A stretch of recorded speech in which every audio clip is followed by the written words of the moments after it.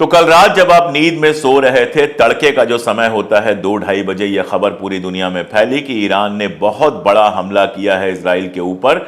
200 से ज्यादा ड्रोन और मिसाइलें छोड़ी गई और जब इजराइल हमला कर रहा था ठीक उसी वक्त हिजबुल्लाह ने भी हमला किया, हूती ने भी हमला किया, इराक की मिलिशिया ने भी हमला किया। ऐसा लगता है कि ईरान ने बहुत प्लान तरीके से ईद के बाद यह हमला किया है, जैसा मैंने अपने प्रोग्राम में पहले ही आपसे कहा था। अब इस हमले के आगे क्या होना है? बड़ी जंग शुरू होनी है या बात यहीं पे खत्म हो जाएगी? गजा में सीज फायर की क्या कोशिशें हो रही हैं और इस हमले का गजा के सीज फायर पर क्या असर पड़ेगा? इन सारे मुद्दों पर आज बात करूंगा। देखते रहिए पूरा वीडियो।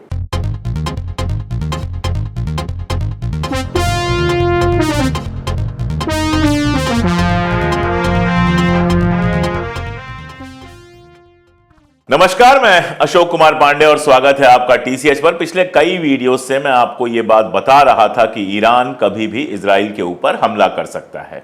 बल्कि परसों के वीडियो में तो मैंने आपसे साफ कहा था कि 48 घंटों के अंदर यह पूरी उम्मीद है कि ईरान इजराइल के ऊपर हमला करेगा। अब कैसा हमला होगा, कितना बड़ा हमला होगा, इसका अंदाजा लगाना मुश्किल था। हालांकि उसी वीडियो में मैंने आपको बताया था कि अमेरिका का कहना है कि यह जो हमला होगा यह छोटा हमला नहीं होगा, बड़ा हमला होगा। इस नुक्ते को याद रखिएगा क्योंकि आगे इसको लेकर बहुत जरूरी बात मैं करूंगा। कल वो सारी आशंकाएं सही साबित हुई। कल शाम को, कल रात को, बल्कि देर रात को, हमारे यहां तो रात के 2-2:30 बज रहे थे, मैं उस समय कुछ पढ़ रहा था और अचानक ये खबरें फ्लैश होना शुरू हुई कि ईरान ने इजराइल के ऊपर एक बड़ा हमला किया है जिसमें 200 से ज्यादा ड्रोन्स और मिसाइल का उपयोग किया गया है। ये स्लो ड्रोन्स थी, तो ईरान से इजराइल पहुंचने में कई घंटों का वक्त लगा इनको। और यह भी सच्चाई है कि इनमें से ज्यादा इंटरसेप्ट हो गई थी। अमेरिका, इजराइल और जो दीगर मुल्क हैं इजराइल की मदद करने वाले, उन्होंने मिलकर इनको इंटरसेप्ट किया था और इजराइल में बहुत ज्यादा नुकसान नहीं हुआ है। हाँ, उसके कई सारे एयर बेसेस को नुकसान पहुंचा है। खास तौर पे उन एयर बेसेस से नुकसान पहुंचा है जहां से दमास्कस के ऊपर हमला किया गया था। दमास्कस में जो ईरान की एम्बेसी थी वहां पर हमला किया गया था। मैं आगे थोड़ी डिटेल में बात करूंगा, लेकिन इन हमलों का मकसद बहुत साफ समझ आता है। ईरान इजराइल को कोई बड़ा नुकसान पहुंचाने के मकसद से यह हमले कर भी नहीं रहा था। ईरान के दो बड़े मकसद थे। पहली बात तो यह कि इजराइल को यह बता देना कि हमारे पास इतनी ताकत है कि तुम्हारी सीमा के अंदर घुस के हम ड्रोन्स और मिसाइलों और रॉकेट से हमला कर सकते हैं, और इसमें वो कामयाब हुआ है। इजराइल खुद मान रहा है कि नॉर्दर्न इजराइल में जो लेबनान से लगी हुई सीमा है वहां से कुछ नुकसान हुआ है। हालांकि आप जानते हैं इजराइल इस बात के लिए फेमस है कि अपने नुकसान वो हमेशा कम करके, छुपा करके बताता है। कई सारे ऐसे वीडियोस हैं जिनको यहां दिखा पाना या कंफर्म कर पाना मेरे लिए मुमकिन नहीं है, लेकिन वो वीडियो सोशल मीडिया पे वायरल हैं, चल रहे हैं और वो ये बता रहे हैं कि कई सारी जगहों पर सीधा असर हुआ है। बिल्डिंगें उड़ी हैं, मिलिट्री एस्टैब्लिशमेंट्स को नुकसान हुआ है, हवाई अड्डों यानी एयर बेसेस को नुकसान हुआ है। ये सब बताते हुए ढेर सारे वीडियो सोशल मीडिया पे वायरल कर रहे हैं। अब उनमें से कितने सही हैं, कितने फेक हैं, यह बता पाना अभी फिलहाल तो संभव नहीं, लेकिन यह तो बिल्कुल हकीकत की बात है कि इजराइल की सीमा के अंदर ईरान के मिसाइल्स गिरे हैं। और सिर्फ इतना नहीं हुआ, जिस समय ईरान ने हमला किया उस समय जो इराकी मिलिशिया है उसने भी हमला किया, हूती के भी हमले हुए, यानी चारों तरफ से इजराइल के ऊपर हमले हुए। कल मैं आपको वो नक्शा दिखा चुका हूं, आज फिर से देखिए आप कि किस तरह से इजराइल ईरान के जो दोस्त हैं, ईरान का जो पूरा का पूरा एक ग्रुप है, उससे अलग अलग तरीके से चारों तरफ से घिरा हुआ है। हाँ, अमेरिका ने पूरी मदद की। अमेरिका हमेशा ही मदद करता है और उसकी ढेर सारी वजूहात हैं जिस पे हम लोग बात कर चुके हैं। मिडिल ईस्ट में कम से कम इजराइल उसके लिए एक ऐसा सेफ अड्डा है जो अगर खत्म हो जाए तो उसके लिए ऑपरेट करना मुश्किल हो जाएगा। लेकिन यहां यह बात ध्यान रखिए कि जानबूझ के ईरान ने अमेरिकी ठिकानों को नुकसान नहीं पहुंचाया है। तो अपना यह मकसद, पहला मकसद तो ईरान ने पूरा किया कि इजराइल को दिखा दिया कि हम कोई छोटे मोटे ऐसे ही देश नहीं है जिसके बंदे को तुमने दमास्कस में मारा, जिसके कमांडर को तुमने दमास्कस में मारा और वो खामोश रह जाएंगे। हम तुम्हारे भीतर घुस के हमला कर सकते हैं। ये बात ईरान ने बहुत क्लियर दिखा दी।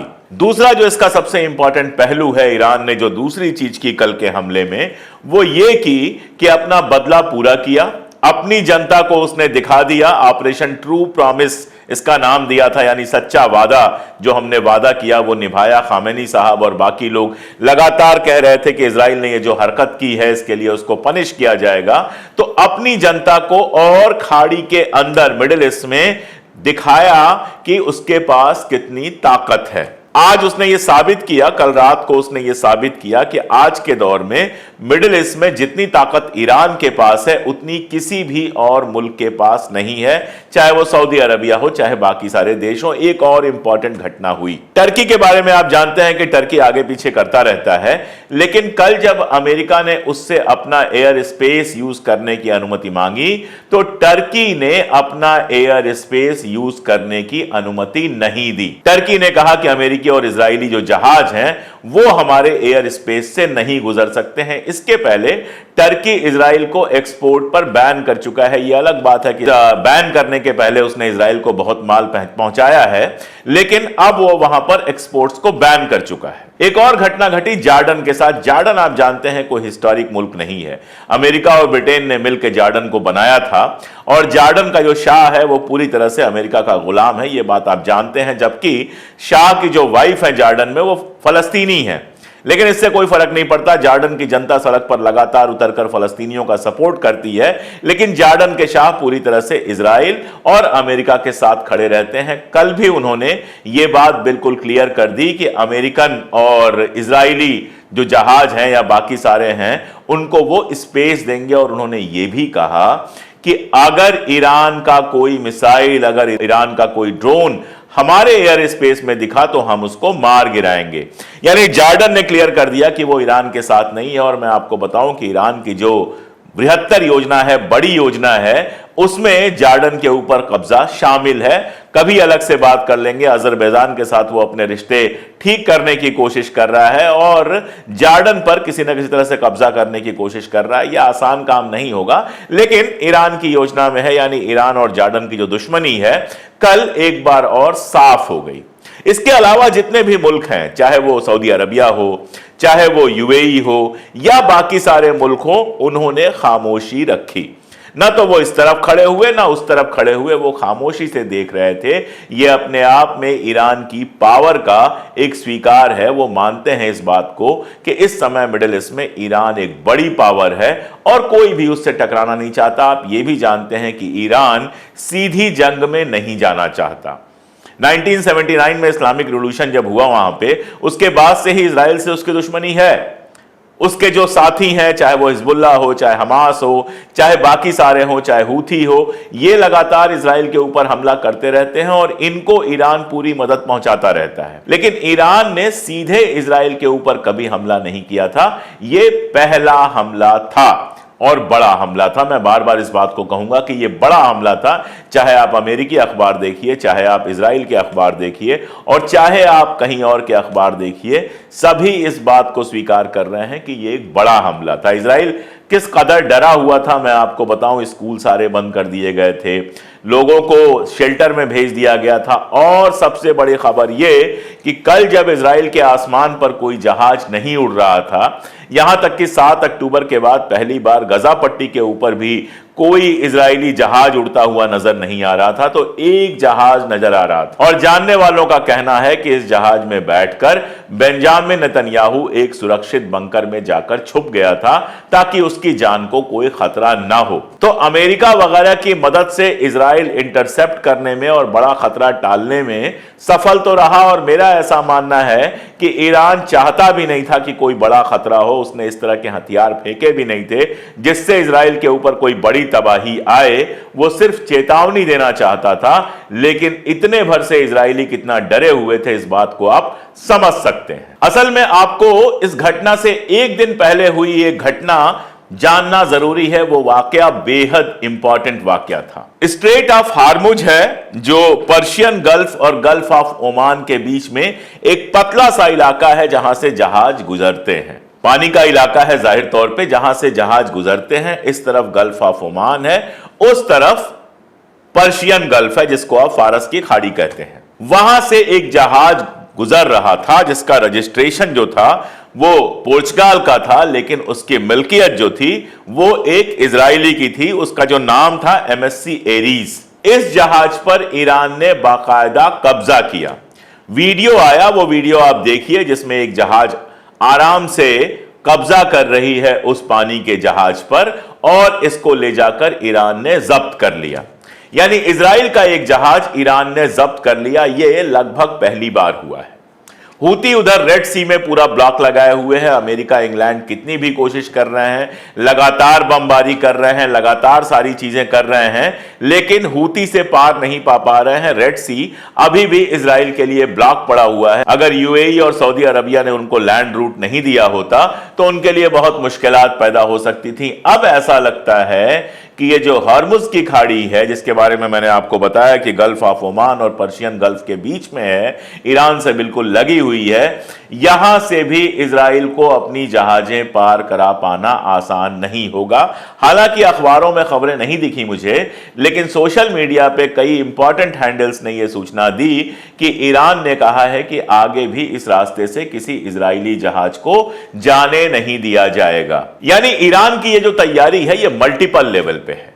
मेरा अपना मानना है कि ईरान किसी लंबी लड़ाई में नहीं जाना चाहता। मेरा अपना यह भी मानना है, जैसा कि वहां के फाइनेंस मिनिस्टर ने कहा, बाकायदा बयान देकर कहा कि ईरान रीजनल टेंशन को बढ़ाना नहीं चाहता है, वार को एस्केलेट नहीं करना चाहता है, युद्ध को बड़ा नहीं करना चाहता है। वो नहीं चाहता है कि एक ऐसी जंग हो जो महीनों चले, जिसमें ईरान और इजराइल दोनों की तबाही के आसार हो, ऐसा वो नहीं चाहता है। लेकिन ईरान के फाइनेंस मिनिस्टर ने एक मजेदार बात कही। उन्होंने कहा कि आज जब ईरान ने हमला किया है तो सारे मुल्क पश्चिम के, चाहे वो इंग्लैंड हो, चाहे फ्रांस हो, चाहे अमेरिका हो, उसकी मलामत कर रहे हैं।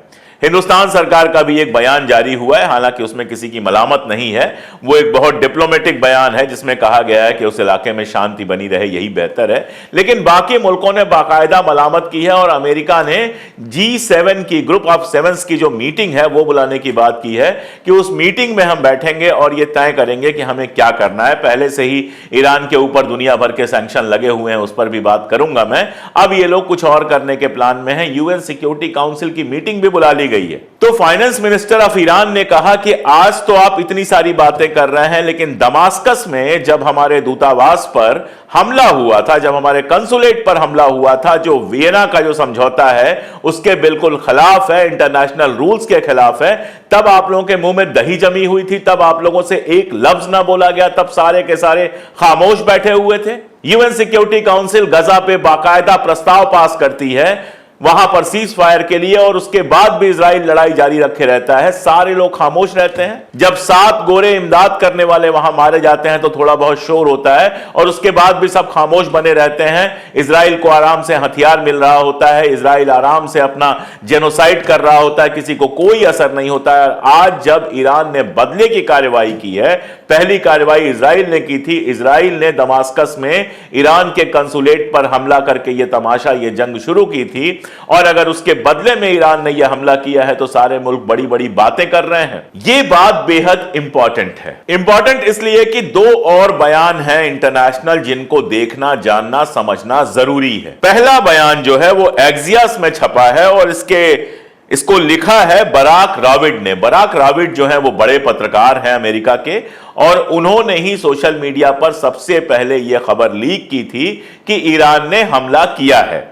उन्होंने बताया था कि 4 अमेरिकन जो ऑफिसर्स हैं उन्होंने हमें बताया है कि ईरान ने इजराइल के ऊपर हमला कर दिया है, यानी काफी करीब हैं, वहां का जो हुक्मरान है उसके बेहद करीब है। उन्होंने एक आर्टिकल किया है जिस आर्टिकल में लिखा है कि बाइडेन ने नेतन्याहू से कहा है कि ईरान ने जो हमला किया है अब इसका बदला लेने की जरूरत नहीं है। इस बार जो ईरान ने हमला किया उसमें अमेरिका ने अपनी पूरी ताकत लगा के इंटरसेप्ट कर लिया, और ऐसा मुझे लगता है कि ईरान ने कहीं ना कहीं अमेरिका को यह खबर कर दी थी कि हम हमला करने वाले हैं, यह हमला बड़ा होगा, लेकिन इजराइल को हम बड़ा नुकसान नहीं पहुंचाना चाहते हैं और आपके ठिकानों पर हम कोई हमला नहीं करेंगे, आप बीच में मत आइए। इसीलिए सबसे पहले यह खबर अमेरिका से ब्रेक होती है, इसीलिए अमेरिका मदद करता है इजराइल की इंटरसेप्ट करने में, आराम से ड्रोन इंटरसेप्ट हो जाते हैं। सारी चीजें इस ओर इशारा करती हैं कि ईरान ने अमेरिका से बैक चैनल बात की हुई थी। और यही वजह है कि अब ईरान ने अपना रिटेलिएशन पूरा कर लिया। आपने दमास्कस में मारा,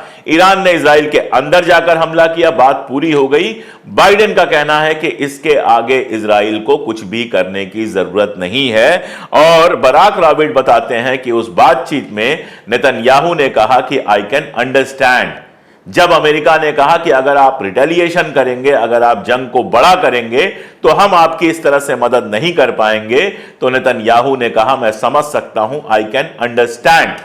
यानी अमेरिका ने इस समय तो इजराइल की मदद कर दी क्योंकि जंग बड़ी नहीं होने वाली थी। लेकिन अगर जंग बड़ी होती है, अगर इजराइल अब ईरान के ऊपर हमला करता है, तो ईरान ने भी कहा है कि इसके कई गुना बड़े हमले किए जाएंगे। और अमेरिका भी कह रहा है कि हम लगातार तुम्हारी मदद नहीं कर पाएंगे, हम नहीं चाहते जंग बड़ी हो। यानी बहुत साफ है कि ईरान भी नहीं चाहता जंग बड़ी हो, ईरान भी नहीं चाहता कि खाड़ी के अंदर एक रीजनल वार शुरू हो जाए। अमेरिका भी इस पॉइंट ऑफ टाइम पे नहीं चाहता कि कोई बड़ा रीजनल वार शुरू हो जाए।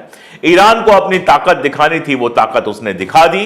खाड़ी के ज्यादातर मुल्क खामोश रहे, टर्की ने एयर स्पेस देने से मना कर दिया, जॉर्डन खुल के इजराइल के साथ आया। यानी इक्वेशंस बहुत क्लियर हो गए कि जॉर्डन एक ऐसा मुल्क है जो हर हाल में इजराइल के साथ बना रहेगा, बाकी मुल्क अपना रास्ता बदल सकते हैं वक्त पड़ने पे।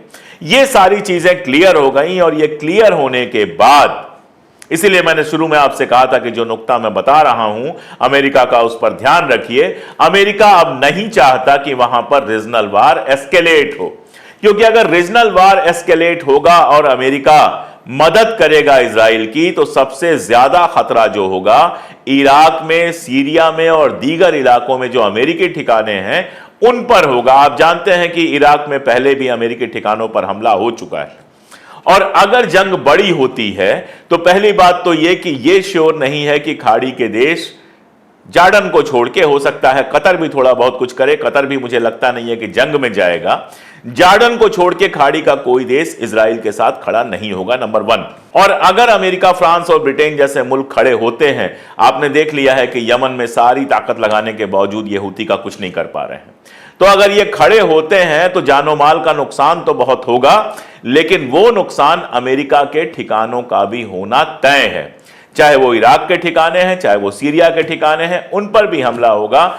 चुनाव आने वाला है, वैसे ही बाइडेन की लोकप्रियता लगातार जमीन पे जा रही है। ऐसे में बाइडेन बिल्कुल नहीं चाहता कि वहां पर किसी तरह की बड़ी जंग हो, बल्कि वो तो चाहता है कि किसी तरह से हमास वाला मामला भी निपट जाए, कुछ समझौता हो जाए, सुलह हो जाए, सीज फायर हो जाए। और इस हमले के बाद यह बहुत मुमकिन है कि सीज फायर की कोशिशें बहुत तेज हो जाएं। अब क्या होगा, क्या नहीं होगा, आप यह भी जानते हैं कि बेंजामिन नेतन्याहू जानता है कि जब तक जंग चलती रहेगी तब तक उसकी कुर्सी बची हुई है। जिस दिन जंग खत्म हो जाएगी उस दिन उसकी कुर्सी भी चली जाएगी। तो यह बहुत मुमकिन है कि इन सारे चीजों के बावजूद बेंजामिन नेतन्याहू कोई ऐसी शैतानी हरकत करे जिससे यह जंग बड़ी हो जाए। अगर ऐसा हुआ तो समीकरण एक बार फिर से बदलेंगे। ईरान ने यह कह ही दिया है कि अगर इजराइल दोबारा हमला करता है तो उसके ऊपर और भी बड़ा हमला होगा, और अगर और बड़ा हमला होगा तो फिर यह कैसे बढ़ता जाएगा, कितना बड़ा होता जाएगा, इसको कंट्रोल करना किसी के हाथ में नहीं रह जाएगा। अमेरिका उस समय क्या रोल निभाएगा, रशिया क्या रोल निभाएगा, चाइना क्या रोल निभाएगा, ये सारी चीजें फ्यूचर में देखने वाली होंगी। जैसे जैसे ऐसा कुछ होगा, मैं चाहूंगा ऐसा कुछ ना हो। मैं हमेशा यह चाहूंगा कि इजराइल को भी बुद्धि मिले, इजराइल के पास भी थोड़ा सा विवेक आए, और अब जो हो गया वो हो गया मानकर इसको भूल जाए। गजा के अंदर भी सीज फायर करे और खामोशी से, शांति से उस एरिया को रहने दे। अगर इजराइल ऐसा कर पाएगा तब तो आने वाले दिन सबके लिए बेहतर हो सकते हैं। अगर नहीं करेगा तो ये सारी दुनिया के लिए बेहद खतरनाक होंगे। ये बात आप भी समझ रहे होंगे, और मैं तो इस बात पर मुतमईन हूं, पूरी तरह से मुतमईन हूं कि अगर जंग होती है तो वो सारी दुनिया के लिए खतरनाक होगी। जंग हमेशा इंसानियत के खिलाफ होती है। कोई भी जंग ऐसी नहीं होती है जिससे इंसानियत को कोई बड़ा फायदा हो। तो मैं तो बिल्कुल नहीं चाहूंगा कि वहां कोई जंग हो, लेकिन मेरे या आपके चाहने से क्या होगा? होगा तो हथियारों के सौदागर जो हैं उनके चाहने से, अमेरिका के चाहने से, इजराइल के चाहने से और ऐसे मुल्कों के चाहने से जिन्होंने बार बार साबित किया है कि इंसानियत को लेकर उनके सीने में कोई खास लर्जिश नहीं होती। आज के लिए इतना ही। आगे जैसे ऐसे घटनाएं होंगी हम और बात करेंगे। ये अपील बहुत जरूरी है कि अगर आपको लगता है कि जो हम बात कर रहे हैं वो ईमानदारी से कर रहे हैं, वो बात दूर तक पहुंचनी चाहिए, तो इसको दूर तक पहुंचाने में हमारी मदद कीजिए, हमारे वीडियोस को दूर तक पहुंचाइए। और अगर हमारी सीधी मदद करना चाहते हैं, हमसे जुड़ना चाहते हैं, तो 3 रुपए रोज से भी कम पर आप हमारी मेंबरशिप ले सकते हैं। सुपर थैंक्स हमें दे सकते हैं। आप जिस मुल्क में भी हैं उस मुल्क की करेंसी में हमें सुपर थैंक्स दे सकते हैं। और सीधे अगर हमारी मदद करना चाहते हैं तो हमारे डिस्क्रिप्शन में और हमारे पिन कमेंट में सारे के सारे लिंक्स हैं।